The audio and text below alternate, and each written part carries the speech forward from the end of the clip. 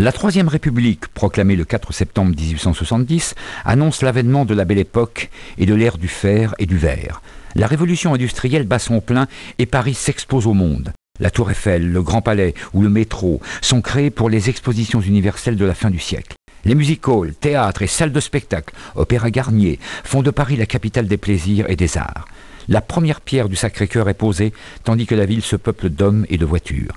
La Première Guerre mondiale vient mettre un frein brutal à cette liesse.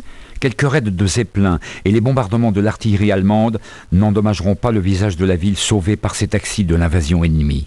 Paris détruit ses anciennes fortifications dans l'allégresse de la libération et les années 20 résonnent du son de la java, du jazz et des bals musettes. En 1936, Paris la populaire devient communiste. En 1940, abandonnée par le gouvernement qui s'installe à Vichy, elle est occupée par l'armée allemande jusqu'au 26 août 1944, où De Gaulle, précédé des armées du général Leclerc, descend triomphalement les Champs-Élysées.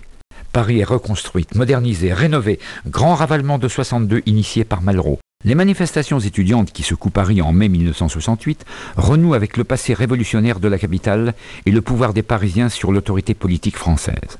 Depuis les années 70, Paris s'est doté de banlieues d'affaires, la Défense, résidentielles et de lieux culturels, Centre Pompidou, Opéra Bastille ou prestigieux Pyramide du Louvre.